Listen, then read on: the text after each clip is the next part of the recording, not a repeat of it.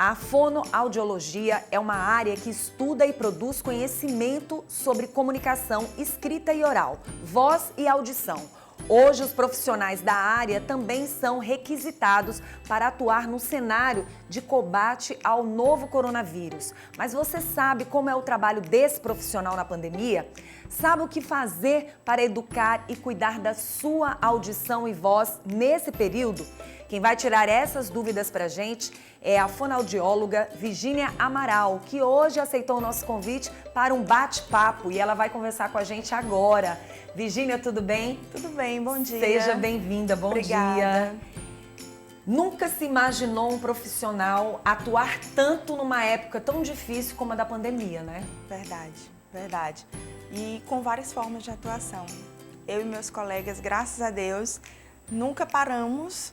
Por quê? Porque existem várias formas de atuação da fonoaudiologia dentro do combate à Covid e cuidando do que ficou, do que restou, do que esses pacientes tiveram por conta da Covid.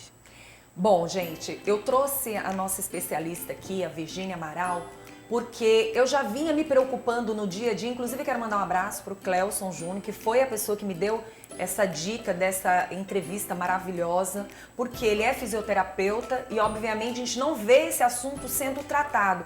As pessoas, elas estão passando pelo problema, muitas estão ficando entubadas e elas, com muita fé em Deus e acreditando na saúde no dia a dia, algumas estão conseguindo sair dessa situação. Mas aí elas vão para casa e elas chegam em casa e muitas vezes os familiares, as próprias pessoas que convivem no dia a dia não sabem como lidar com a situação. Para as pessoas que ficaram entubadas, eu queria que você falasse um pouco a respeito desse assunto. Muda o falar? Muda algo na vida dessas pessoas? Muda sim, Vanusa. O que ocorre? Pessoas que passam pelo procedimento de intubação, extubação, quando eles saem desse momento, desse procedimento, obviamente a gente sabe que é um procedimento que é essencial na vida dessas pessoas. Por conta disso ele é realizado. Mas muitas vezes depois ele pode gerar algo na questão de voz ou na questão de deglutição. E isso vai variar de acordo com o tipo de lesão que essa pessoa possa ter. Ela pode ter dificuldades para engolir, que a gente chama de disfagia. Então, ele pode ter uma disfagia causada por conta dessa intubação, dessa extubação.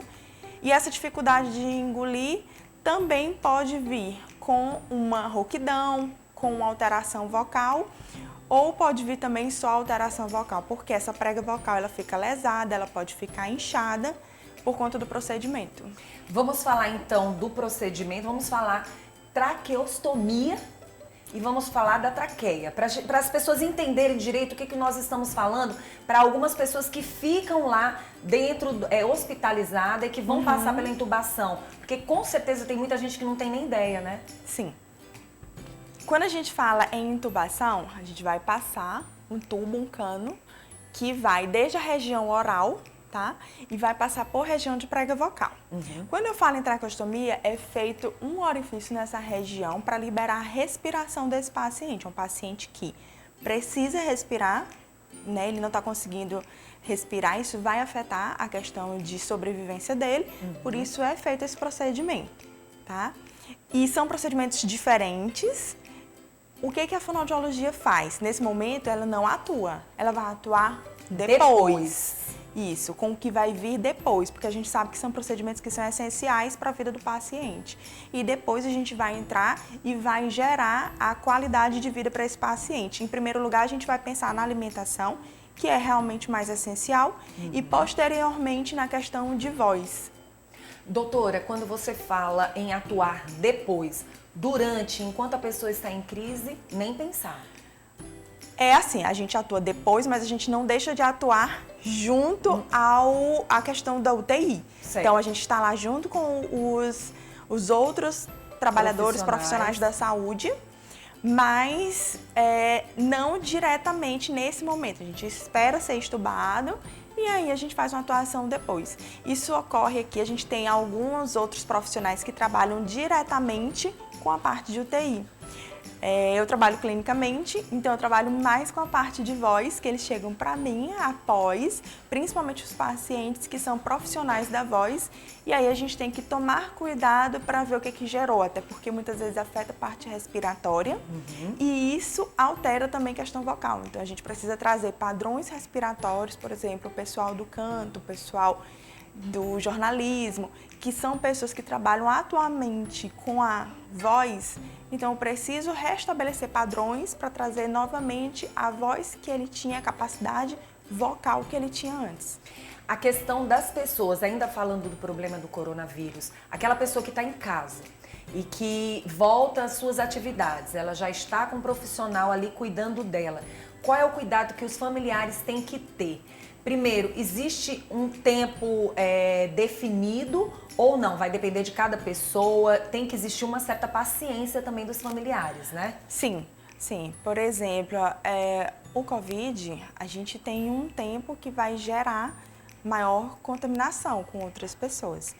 Geralmente, se são pessoas que estiveram hospitalizadas, nesse período ele ainda vai estar hospitalizado. Certo. Tá? A gente não costuma fazer alguns procedimentos que vão dispersar partículas, gotículas de saliva para que evite uma maior contaminação nesse momento. Então, alguns procedimentos são restritivos nesse sentido, no sentido de evitar que também contamine mais facilmente outras pessoas. Quando eles já estão em casa, que já estão melhor restabelecidos, o que acontece? A gente acaba trazendo para eles aquilo que eles necessitam. Então, digamos que você está em casa e teve uma alteração vocal. Eu vou avaliar o caso, vou ver o que você precisa para restabelecer o seu padrão vocal. Muito bom. Vamos falar então de voz e audição para as demais pessoas. Existem pessoas que dizem assim, minha amiga fala alto demais. Ela pode ter um problema de audição? Pode. Ela pode falar alto demais, porque digamos que na família todo mundo fala alto demais, que na família todo mundo gosta de conversar e falar alto, isso já seja um padrão, digamos que familiar. Mas ela pode falar alto demais também porque ela acabou tendo uma perda auditiva por algum momento, por algum motivo. Pode ser uma perda transitória, pode ser uma perda permanente. E essa perda faz com que ela se escute menos e isso faça com que ela aumente mais o tom de voz e acabe falando alto. O interessante para quem trabalha nesse meio da comunicação, como nós trabalhamos, seria antes mesmo, quem está fazendo jornalismo, quem está fazendo curso de rádio, né? As pessoas que querem trabalhar com a voz, o cuidado deveria ser bem antes de atuar na profissão, porque assim, quando eu comecei, né, eu costumo dizer muito isso, né? Eu dei aula lá na Conrádio e uma das coisas que eu tive a preocupação de dizer, alguém de vocês aqui já procurou um profissional, né? Para que vocês pudessem observarem como é a voz de vocês, para ter cuidado com o calo vocal que pode acontecer com o passar do tempo, você utilizando sua voz. Vocês sabem usar a voz de vocês e todo mundo ficou meio que assim. Na verdade, vem aquela preocupação porque geralmente a pessoa começa a atuar como profissional, mas não tem nem noção de que é bom procurar um profissional. Já imaginou em ser jornalista, imaginou em ser radialista, já deveria procurar um profissional para saber se realmente vai saber usar a sua voz corretamente. E aí todo mundo ficou meio que assim. Se eu tivesse essa noção, quando eu comecei a trabalhar no meio, já teria procurado um profissional antes mesmo de iniciar. Se eu realmente é essa a profissão que eu quero para mim, então mas eu não vou ser radialista, eu não vou atuar como apresentadora, mas é para a vida, não é verdade, doutora? Sim, sim. Inclusive, já que você tocou no nome da Conrádio, que eu também sou professora lá, eu sempre falo isso, que lá eu fico encantada com o fato de eles me convidarem, assim como a um outro colega também, para darmos aula e falar para eles sobre os cuidados vocais desde o início, certo? Porque eu acho isso imprescindível. Eu acredito que todos os cursos que trabalham com profissionais da voz deveriam pensar nisso antes, para que as pessoas não precisassem nos procurar somente depois que tivesse um problema, porque se elas soubessem evitar, se elas soubessem cuidar da sua voz, obviamente não iriam passar por inúmeros problemas, inclusive o que você falou, que é o calo vocal, comumente conhecido, mas que o nome é nódulo vocal, Por que que ele ocorre? Por mau uso, por abuso vocal. Então, se eu consigo evitar o mau uso, o abuso, se eu consigo cuidar da minha voz, eu provavelmente não vou estar gerando nenhum tipo de lesão para minha voz. Isso é importante, né? Isso. Eu digo isso porque eu tive calo vocal fazendo alguns tipos de apresentações bem no início da minha carreira. E eu não sabia, não entendia, porque eu comecei minha profissão de uma forma diferenciada. E aí eu ficava naquela preocupação, gente, será que eu tô com algum problema sério? Será que E aí, com o tempo, fui procurando um profissional e fui percebendo que estava usando minha voz de forma errada. Depende de cada pessoa. O exercício que você faz pra mim, de repente, é um exercício que não vai dar certo com outra pessoa? Ou não? É muito... Eu, hoje em dia, o que acontece? A gente trabalha identificando o indivíduo como um ser único e observando tudo que tem no contexto. Então, eu não acredito que você, a Vanusa, apenas uma parte sua, laringe, eu vou observar apenas isso. Eu gosto de entender o contexto de sua vida, o contexto da sua rotina, para eu saber como te orientar melhor. Então, eu tenho pessoas que fazem um tipo de exercício, outros fazem outro, e eu preparo essas pessoas de acordo com o que elas necessitam, de acordo com o que a voz delas pede, o trabalho delas pedem, e com a rotina diária de cada um, sabe? Como jornalista, tem uma coisa que, obviamente, a gente pode orientar, tá? Não imaginando que ela está com o Covid, por favor, tá? Mas assim, imaginando que ela não tem nada, que está tudo bem com ela pode ir se hidratar bastante, não apenas de forma indireta com a ingestão de água, mas também com a nebulização, que é aquele que a gente coloca o soro e faz aquela nebulização. Isso é um cuidado que a gente deveria ter diariamente, principalmente no ambiente que a gente vive, que é um local que faz muito calor, que é muito seco e que maltrata muito a nossa prega vocal e o nosso corpo como um todo. Mas principalmente para quem trabalha com a voz, esse período também é muito ruim para essa questão vocal. Vamos falar dos professores. Sim. A rotina dos professores mudou um pouco. Muito. Quem estava em sala de aula tinha uma forma diferente de fazer as suas apresentações, né? Isso. De conduzir uma aula. Foi agora para online. Online. Tudo muda. Muda, a impostação muda. Inclusive, a gente usar máscara o dia inteiro já muda, porque a gente já acaba tendo que falar de uma forma diferente, subir o tom vocal, falar de uma forma diferente com o que eu falava antes, quando eu não tinha máscara, para que as pessoas consigam entender. E isso faz com que eu também fique rouco mais fácil. Quando eu vou para a tela, eu acabo também perdendo um pouco do contato com esse aluno, às vezes gera um tempo diferente do que eu falo para o que o aluno vai responder. Isso quando os alunos estão ali interagindo. Então, tudo isso gera algo diferente para esse professor.